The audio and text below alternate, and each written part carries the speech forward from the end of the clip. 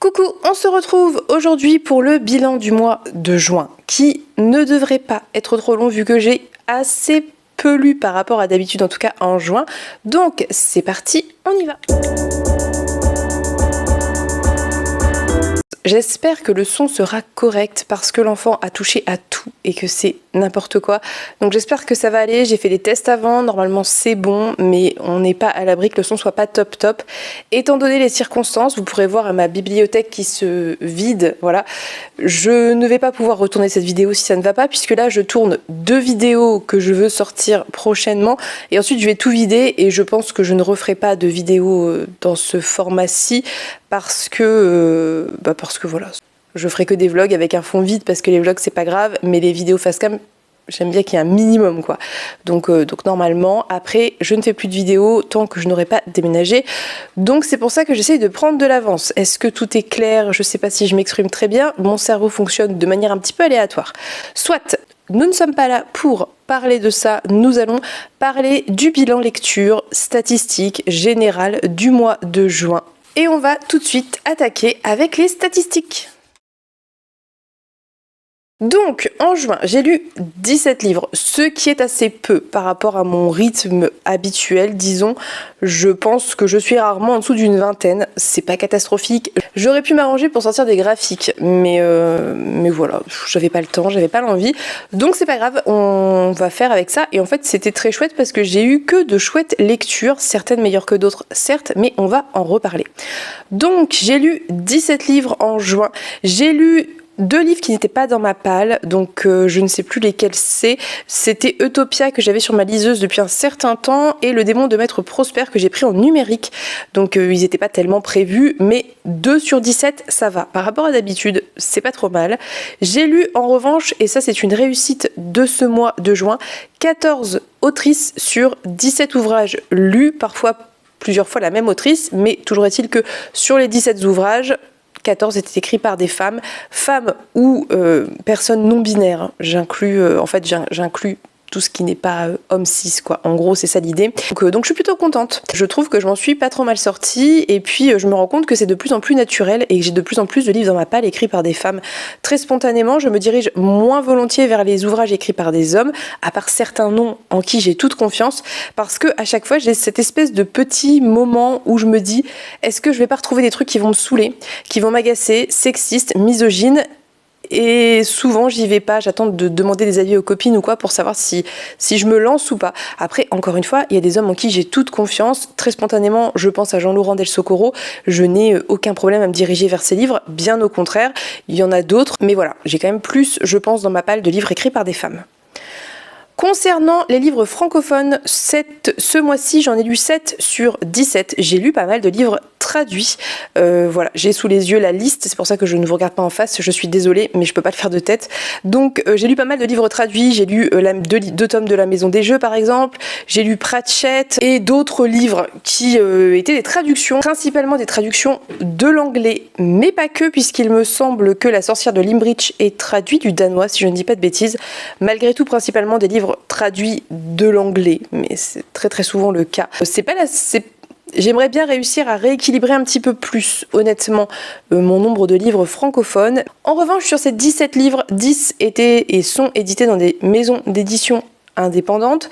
En fait, 9. J'en ai lu 9 parce que j'ai inclus La Guilde des Ombres, alors que moi je l'ai lu dans le format poche, qui n'est pas une maison d'édition indépendante, mais le grand format, c'est Plume Blanche. C'est une maison d'édition indépendante si jamais ça vous intéresse. Donc voilà, 9 concrètement dans des maisons d'édition indépendantes. Et en ce mois de juin, je n'ai pas lu de livre en anglais. J'en avais presque terminé un, j'ai pas réussi à le terminer dans les temps. Donc voilà, ça fait encore 0. Ce qui veut dire que sur mon petit challenge personnel, j'ai à l'heure actuelle 3 livres de retard, puisque je l'ai fini tout début juillet. Donc j'ai 3 livres de retard, plus les 2 que j'aime lire mensuellement. Ça va être compliqué, je vais essayer d'étaler pour rattraper un petit peu ça. Non pas que ça me foute la pression, si je n'y arrive pas, ça n'est pas grave, mais j'en ai assez envie. J'ai apprécié reprendre la lecture en anglais avec Mexican Gothic et j'aimerais vraiment réussir à le faire, à lire 2 livres par mois en anglais, parce que c'est plaisant, vraiment, c'est un exercice que j'aime beaucoup. Ouh là là. Qu'est-ce qui se passe? Ensuite, dans les reliques, j'ai lu 3 reliques de ma palle sur 17, ce qui est plutôt chouette.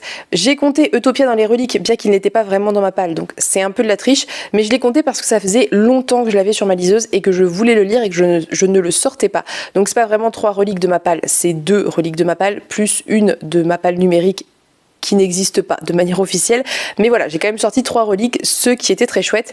Et là où je suis assez contente, c'est que je n'ai pas abandonné de livre et qu'il n'y a aucun des livres que j'ai lus en ce mois de juin qui m'ait un instant ou un autre donné l'envie de l'abandonner. Donc c'est plutôt cool parce que parfois j'ai pas d'abandon, mais c'est pas passé loin. Là c'est pas le cas. Alors je vous dis ça, mais c'est qu'à moitié vrai parce qu'il y a Oli qui est un peu sur la sellette, mais la décision n'est pas encore prise de manière définitive. Donc je ne sais pas, nous verrons, nous en reparlerons. Concernant les lectures communes, j'en ai fait 9 sur 17, si je ne me trompe pas. Parfois j'oublie que ce sont des lectures communes, donc parfois je me trompe, mais 9 pour sûr, donc plus de la moitié. C'est chouette, j'aime beaucoup ça. C'est des lectures communes soit qu'on fait en duo, typiquement avec Emeline, on se fait pas mal de lectures communes, avec Pénélope, même si un peu moins en juin parce qu'elle était en vacances. Et après il y a celles du Discord qui très souvent se font de manière un peu spontanée et c'est plutôt cool, donc je suis assez contente de ces lectures communes qui me plaisent pas mal et j'aime beaucoup ce fonctionnement. C'est pas trop la pression, il n'y a pas de découpage, on s'attend plus ou moins, on se suit plus ou moins, chacun fait aussi un peu à son rythme, se greffe par la suite, enfin voilà, c'est plutôt cool. Donc si jamais ça vous intéresse, rejoignez-nous sur le Discord Partner in Books où on se fait ça, c'est vraiment très chill, il n'y a pas de pression du tout, et plus on est nombreux dans les lectures communes, moins il y a de pression parce que finalement c'est plus la pression à 2 quand on s'attend que quand on est 4, 5, 6, s'il y en a un qui lâche en route ou quoi, c'est pas grave quoi. Donc n'hésitez pas à nous rejoindre, vraiment c'est très chouette, c'est un très chouette Discord que j'aime beaucoup. En juin, sur 17 livres, j'ai lu 14 livres de SFFF. Je n'ai pas séparé les catégories parce que flemme un petit peu, et puis il y en a des fois qui sont difficiles à classer, mais voilà, 14 sur 17, encore une fois, une très grande majorité de mes lectures sont des lectures de l'imaginaire. Par contre, j'ai lu un roman historique, donc Les Sorcières de Limbridge, dont j'ai parlé en vlog. Je vous invite à aller consulter ce vlog. Vous pourrez le trouver dans la playlist vlog de juin. J'ai lu un livre autobiographique, c'est pas vraiment le mot je pense, mais bon on va le classer là-dedans, qui est Ressac de Digli, pareil, tout à fait trouvable dans ma playlist. Et le dernier c'était un contemporain, c'était Écoutez-moi jusqu'à la fin de Tess Gunty, que j'ai lu à la même période, et je pense qu'il y a quasiment une vidéo qui doit lui être plus ou moins dédiée, donc vous pouvez aussi aller voir ça si jamais ça vous tente. C'est 3 chouettes lectures que j'ai plus ou moins aimées, j'ai préféré certaines à d'autres, mais c'était 3 lectures très intéressantes et j'ai envie de lire plus de contemporain ou de non-fiction parce que j'aime ça en fait. Mais bon, après ça se fait aussi comme ça vient. Vous pouvez voir derrière moi, c'est quasiment que de la littérature de fiction. La plupart des livres de non-fiction, c'est des poches que je possède, en tout cas, ce sont des poches. Mais j'aimerais bien me remettre à lire un petit peu autre chose. Concernant les arrivées, ce mois-ci, 27 livres sont arrivés dans ma palle, ce qui est beaucoup plus que ce que j'espérais. Enfin, que j'espérais, c'est de ma faute, hein. C'est totalement de ma faute. On dirait que je dis ça comme si je n'étais pas du tout responsable. Je suis entièrement responsable de cet état de fait, hein. On est totalement d'accord. Toujours est-il que c'est beaucoup moins que les mois précédents. Ça tend à descendre et ça tend petit à petit à stabiliser ma palle, même si vous allez voir que je suis encore en déficit. Mais bref, sur ces 27 livres, j'en ai lu 2 à l'heure actuelle, ce qui n'est pas énorme, mais j'en ai lu 2. J'ai reçu 9 services de presse en juin. J'ai acheté 5 livres d'occasion, j'ai acheté 8 livres neufs, ce qui est trop, mais j'ai acheté pas mal de petits livres, de petits formats. Donc je vous laisse aller voir ça dans le Book Haul Book Mail si vous voulez le détail. Et enfin, je n'ai pas reçu de cadeaux et j'ai acheté, enfin voilà, il y avait mes abonnements livres en anglais. J'en ai reçu 5 en juin parce qu'il y en avait qui étaient en retard de mai, tout simplement. Donc voilà, certains sont déjà en phase de revente pour être tout à fait honnête avec vous parce qu'ils me tentent moyennement et que autant en temps normal j'aurais peut-être laissé la chance, autant là en déménageant je ne peux pas me permettre de m'encombrer d'énormes reliés qui pèsent 1 tonne, etc. Donc voilà, du coup ma palle n'a pas autant augmenté que ce que laisse penser tous ces livres qui sont arrivés, puisque certains n'ont pas fait long feu. Alors c'est pas énorme, mais quelques-uns déjà. Et du coup ma palle est à 165 livres, ce qui est 10 de plus que le mois dernier, ce qui n'est clairement pas du tout raisonnable. Donc il va falloir que je stabilise tout ça. J'ai tout rentré tout à l'heure, normalement je n'ai oublié aucun livre, mais bon, dans tous les cas, peu importe le nombre exact, ça met juste en avant le fait que ma palle ne fait qu'augmenter depuis 2 ans et qu'elle devient absolument gigantesque, gargantuesque on pourrait dire, et que j'aimerais bien stabiliser ça. Alors je vais refaire un petit point rapide sur la palle. Ça me dérange pas d'avoir une grosse palle. En fait, très honnêtement, je pense que depuis tout le temps. Mes bibliothèques n'ont été remplies quasiment que de livres que je n'avais pas lus. Alors avant c'était beaucoup plus des poches et ça prenait beaucoup moins de place, mais je suis quelqu'un qui trie beaucoup les livres lus, qui en garde très peu, qui en vend, qui en donne beaucoup, mais je garde très peu les livres lus, je garde vraiment ceux que j'ai réellement aimés, ceux qui me procurent quelque chose quand je les vois. J'ai du mal à garder des livres que j'ai pas aimés ou bof, ou que j'ai pas envie de relire, ou voilà. Donc en fait, mes bibliothèques sont composées très majoritairement de livres de Pâle. C'est quelque chose que j'aime beaucoup. Ça me procure beaucoup de joie de voir tous les livres qu'il me reste à lire et de voir celui-ci, de me dire « Ah, il me fait envie » ou voilà. Donc, c'est pas un problème en soi. C'est juste que j'aimerais réussir à atteindre un nombre de livres de Pâle qui soit équilibré par rapport à mon rythme de lecture qui va tendre à baisser bientôt. Donc, j'aimerais bien rééquilibrer ça un petit peu.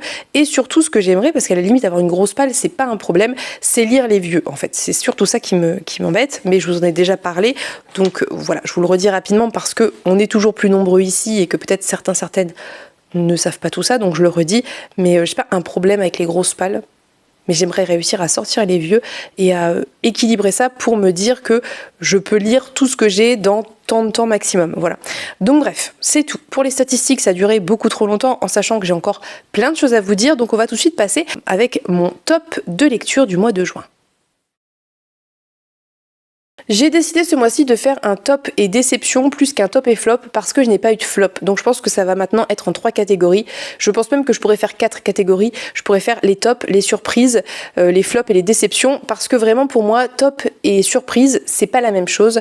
Et parfois, j'ai envie de parler de livres dans mes tops et je ne le fais pas parce que c'était pas un coup de cœur absolu, mais c'était très chouette et j'ai été très agréablement surprise. Donc là, il n'y avait pas spécialement de livres qui rentraient dans la catégorie bonne surprise, mais peut-être qu'à l'avenir, je découperai ça de cette façon-là.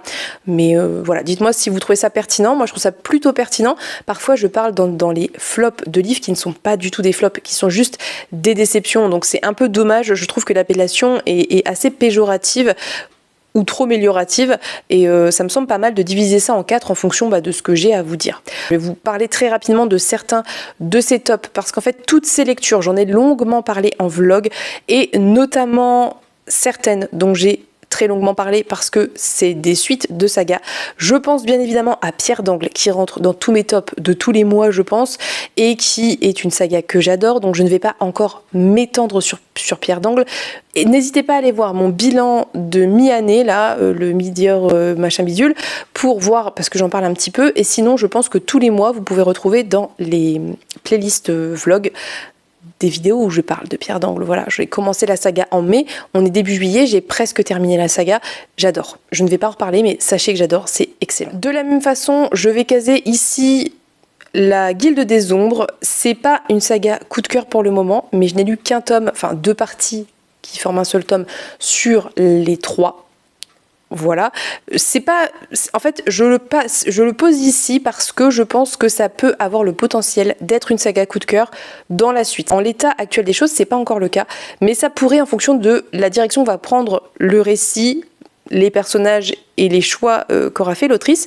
Donc je le pose quand même ici parce que c'est une saga qui a été très addictive, qui s'est très bien lue, que j'ai trouvé très très intéressante, très fouillée en termes de psychologie, qui parle de relations d'emprise et c'est quelque chose que je trouve très important et surtout de le mettre en œuvre, si dérangeant que ça puisse être, c'est important en fait parce que ça permet de mettre en avant des mécanismes que peut-être on ne conscientise pas nous quand on est concerné. Donc j'ai trouvé ça intéressant et important avec tout ce que ça a de déplaisant, de désagréable et qui met en colère. Malgré tout, je tiens à citer cette saga ici. En juin, j'ai lu le tome 2, tout début juin, de la Maison des Jeux, tome que j'ai absolument adoré. J'ai adoré ce tome, j'ai beaucoup aimé parce que cette fois-ci, alors dans le tome 1, j'ai adoré aussi le tome 1, ceci dit, on était sur l'échelle d'une ville époque Renaissance, chose que j'ai adoré. Ici, on était sur une époque plus contemporaine à la nôtre, je sais plus exactement, peut-être les années 50, quelque chose comme ça, à Bangkok, mais en fait sur toute la Thaïlande de manière générale. J'ai adoré le jeu, j'ai trouvé que même si ça avait un côté plus course-poursuite que cache-cache, puisque là le jeu qui est représenté dans ce tome c'est cache-cache, c'était hyper intéressant et la résolution était très satisfaisante. Si vous ne connaissez pas la Maison des Jeux, en gros et très très rapidement parce que j'en ai encore une fois beaucoup parlé, notamment dans le premier vlog de juin, vous pourrez retrouver ça. On est sur un autre monde à nous, à différentes époques, à travers le temps, et il y a une maison des jeux. Je pense qu'il y en a plusieurs dans le monde en réalité, et dans cette maison des jeux, il y a la basse loge où on fait des jeux que vous connaissez, les jeux typiques du casino en fait, et la haute loge où cette fois-ci on fait des jeux à échelle humaine et on parie des choses un petit peu plus importantes que de l'argent, à savoir des années de vie, des souvenirs, mille et une choses voilà, qui peuvent empiéter clairement sur votre intégrité et c'est très chouette, c'est hyper bien écrit, c'est hyper bien pensé. Si vous n'êtes pas un ou une grande fan de SFFF, parce que je sais qu'il y en a ici parmi vous, sachez que vous pouvez parfaitement lire ça parce qu'il y a une toute petite partie de fantastique autour de ce qui est parié, mais tout le reste c'est beaucoup plus politique, c'est très très chouette. Donc tome 2, il fait partie de mes tops. Ensuite, je vais vous parler très rapidement de Magie d'encre, excellente lecture du mois de juin d'Emma Turtz, qui était à la fois une surprise et un top. Donc là, ce livre-là rentre dans les deux. Je ne m'attendais pas à autant aimer. Donc très rapidement, pareil, vous pourrez retrouver ça dans le vlog si vous voulez en savoir plus. On suit des sœurs, des demi-sœurs en réalité, qui ont grandi ensemble, qui ont été élevées ensemble, qui ont un très très beau lien et qui vivent avec leur père, qui a la capacité de faire de la magie avec certains ouvrages qui sont magiques. Magie des livres, magie du sang aussi. Et à ses 18 ans, la sœur aînée va partir sans trop d'explications, on ne sait pas très bien pourquoi. La cadette évidemment le vit très mal, lui en veut beaucoup, surtout que quelques années après, le père va mourir, il va être totalement vampirisé par un livre et elle va se retrouver totalement seule puisque sa mère s'est séparée de son père et est repartie dans la vie normale, et même si elle la voit, sa mère ne peut plus du tout revenir dans la maison puisque la maison est protégée par la magie et elle se retrouve totalement seule dans cette maison à s'occuper de ses livres. Et on suit aussi en parallèle la sœur aînée qui elle doit voyager et on apprend que c'est un impératif tous les ans à une certaine date il faut qu'elle parte et qu'elle se déplace. Donc on n'en sait pas plus au début, je n'ai pas très envie de vous en dire plus, mais c'était absolument génial. On va suivre par la suite d'autres personnages très intéressants aussi. J'ai trouvé que c'était très réussi en termes de psychologie des personnages, de relations intrafamiliales, de relations amicales, de relations saphiques aussi, puisqu'on a une relation saphique qui est très positive et que j'ai beaucoup aimé. Vraiment c'était un très très bon livre. C'était très réussi en termes de world building, de magie, d'événements, c'est haletant, c'est page turner. Il y a peut-être au début un petit passage sur 150 pages qui est un petit peu long, ça se met en place, c'est un peu lent, mais franchement c'est pas du tout rédhibitoire. En tout cas pour moi ça ne l'était pas. Je ne peux que vous recommander de découvrir Magie d'encre, vraiment, parce que je trouve que la couverture ne fait pas honneur à la qualité du contenu, très honnêtement. Donc si vous aviez un doute, si ça vous tentait ou si vous n'avez jamais entendu parler de ce livre et que vous aimez ce dont je viens de parler, franchement tentez, c'était très chouette. Dernier livre dont je vais vous parler dans mes tops, et encore une fois ça ne sera pas une surprise si vous avez suivi mes vidéos au fur et à mesure, c'est Utopia de Camille Le Boulanger. C'est un livre qui est dans mes tops, bien qu'il ait de nombreux défauts à mon sens. Utopia, en gros, c'est l'histoire d'un monde, de notre monde, qui s'est reconstruit suite à l'époque des camps. L'époque des camps, si vous voulez une petite image, vous voyez Calais, vous voyez la jungle de Calais, c'est ça, mais partout à grande échelle, puisque il y a eu évidemment le réchauffement climatique, il y a eu beaucoup de réfugiés climatiques, et aussi beaucoup de pauvreté, des riches très très riches, des pauvres très très pauvres, et des camps qui ont été construits pour enfermer tous ces gens et surtout ne pas les regarder, ne pas s'en occuper, jusqu'au moment où évidemment il y a eu le point d'explosion de tout ça, et suite à ça, les humains ont décidé de faire une déclaration, je crois que c'est la déclaration d'Antonia, où il y a des principes qui ont été un petit peu tirés de l'expérience des humains, évidemment des principes anticapitalistes, des principes d'égalité, d'équité, de respect de la nature, etc., etc. Je vous laisserai découvrir le détail. Et donc, on est 200 ans plus tard, je crois, 200 ans après cette fameuse déclaration, et on voit l'univers, le monde, comment fonctionne l'humanité, en fait, tout simplement, avec des zones où il y a des humains, des zones rendues où personne n'a le droit d'aller parce que c'est la nature sauvage et qu'on laisse la nature faire ce qu'elle a à faire sans s'en occuper du tout. Et on suit principalement le personnage d'Umo de son enfance jusqu'à la fin de sa vie, et ce personnage est un petit peu un prétexte pour découvrir et comprendre ce monde, comment il fonctionne à tous les niveaux, et aussi découvrir un petit peu sa vie et les problématiques individuelles qu'il peut rencontrer, mais aussi les problématiques que les gens qu'il fréquente peuvent rencontrer. Donc c'est un livre qui a plusieurs niveaux. Il y a ce niveau macro-structurel, j'ai envie de vous dire, où on a tout cet univers qui est développé, qui n'est pas une utopie parce que c'est un univers qui a été théorisé par des sociologues et des économistes de gauche marxistes. Je vous invite à découvrir Bernard Friot sur YouTube. Vous trouverez beaucoup de vidéos où on parle de lui et où on l'écoute parler de ces théories qui sont passionnantes, surtout si vous avez espoir que l'humanité arrive un jour à fonctionner autrement qu'en se déchirant et en laissant les riches devenir toujours plus riches et les pauvres s'appauvrir toujours plus, soit. Et il y a le niveau évidemment plutôt micro où on suit des individus dans leur vie avec leurs problématiques d'humain. Ce que j'ai aimé dans ce livre vraiment, c'est que ça n'est pas un monde parfait. C'est un monde qui est bien meilleur que le nôtre. Vous pouvez l'imaginer sans peine, vraiment bien meilleur que le nôtre, mais il n'est pas parfait. Et il y a des choses à rediscuter parce que ce qui était valable il y a 200 ans n'est plus forcément valable maintenant. Et il y a des choses à discuter, il y a des choses qui doivent évoluer, il y a des choses qui ne sont pas encore parfaitement réussies. Il y a des problèmes qui n'existaient pas, qui arrivent et qui se posent. Et je trouve vraiment, en tout cas moi quand je l'ai lu, j'ai eu ce sentiment que c'était un monde qui laissait la porte ouverte à l'évolution. Je pense notamment au rapport à l'alcool avec lequel moi personnellement je n'étais pas du tout d'accord. Pour moi, dans une société idéale, on ne consomme pas autant d'alcool de manière aussi débridée. Mais soit, c'est un des aspects qui m'a dérangée, mais qui, je pense, peut être discuté, et évidemment rapport au spécisme, puisque bien qu'il n'y ait plus du tout de chasse, bien qu'il y ait une consommation de viande qui soit raisonnée, avec plus d'abattoirs et d'élevage de masse comme on connaît aujourd'hui, malgré tout il y a toujours de la consommation d'origine animale, et c'est pour moi quelque chose qui ne fonctionne pas dans une société qu'on pourrait décrire ou dire idéal. Je vous laisse découvrir ce livre. Sachez que pour moi, ça a été un livre vraiment doudou, très réconfortant, surtout dans la période actuelle, parce que voir mise en application dans un roman ces théories que je connaissais déjà, donc encore une fois, vraiment aller chercher sur YouTube Bernard Friot, ça fait du bien en fait. Ça fait du bien de voir ça, ça fait du bien d'entendre ça, ça fait du bien de se dire que le capitalisme n'est qu'un fonctionnement possible parmi tous les fonctionnements qui existent. On veut nous faire croire, et on nous fait croire depuis des dizaines et des dizaines d'années, que le capitalisme est le seul fonctionnement possible, et c'est faux, c'est complètement faux, et c'est un fonctionnement qui est voué à s'autodétruire. C'est le principe même du truc, donc ça fait du bien de voir d'autres possibilités.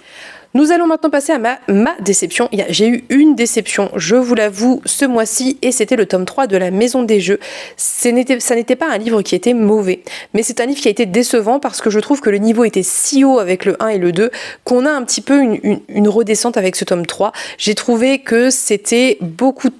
Il y a trop de mouches, c'est très pénible. J'ai trouvé que c'était beaucoup trop rapide. En fait, il se passait énormément d'événements.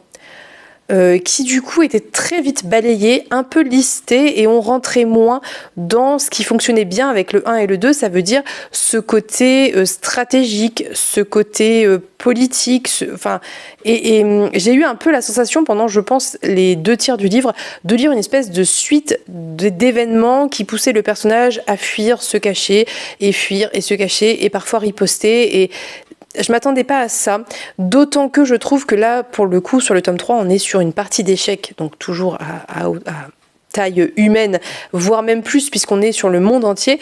J'ai trouvé que, finalement, on retrouvait assez peu le côté échec, dans la mesure où, dans les échecs, on a un nombre de pions précis, et nommé, et avec des capacités précises, et là il n'y avait pas ça en fait, et du coup ça c'était pas une partie d'échec pour moi, c'était juste une guerre entre 2 personnages, mais je vous laisserai découvrir. C'était pas mauvais, encore une fois, c'était pas mauvais, c'était juste décevant par rapport aux 2 premiers. Nous allons maintenant passer à la 4e partie de cette vidéo, à savoir les sagas. Je ne vais pas rentrer dans le détail de ces sagas, ni dans les résumés, ni dans quoi que ce soit, parce que je ne veux pas que cette vidéo dure trop longtemps, et que, encore une fois, j'ai parlé de tout ça en vlog, et que vraiment vous pouvez tout retrouver en vlog sans aucun souci. En juin, j'ai commencé 3 sagas. J'ai commencé la saga Persona de Yelena. J'ai lu le 1er tome que j'ai beaucoup aimé. Je lirai le 2e quand j'aurai une date pour la parution du 3e, je pense, donc j'ai bon espoir que ça soit dans pas trop longtemps. Young Adult, avec de la diversité, de la représentation, des très belles valeurs véhiculées autour de l'amitié, vraiment un bouquin qui a le potentiel de devenir une saga coup de cœur. En juin, j'ai commencé la duologie, je crois que c'est une duologie, donc le démon de Maître Prosper de K.J. Parker, je crois, si je ne me trompe pas, je ne sais plus. Donc je crois que c'est une duologie, je suis plus sûre. Mais en tout cas, c'est un début de saga, dans tous les cas. Alors, très petite saga qui n'engage pas non plus à quelque chose d'infini, mais saga tout de même. Donc je le précise ici, j'ai beaucoup aimé. On est ici sur un espèce d'exorciste, mais peut-être un petit peu particulier, qui travaille tout de même pour l'église, qui a un certain statut et qui va se retrouver confronté à un démon qui le suit depuis qu'il est nouveau-né. Et c'était très chouette, j'ai beaucoup aimé, j'ai trouvé qu'il y avait un ton sarcastique qui fonctionnait très bien, j'ai beaucoup aimé ce qui se passait, j'ai été assez surprise en fait, et je suis assez peu surprise quand je lis des romans, donc quand je suis très contente. Voilà, donc j'ai beaucoup aimé, vraiment pour moi ça passait très bien, en plus j'adore la couverture, donc c'est très chouette.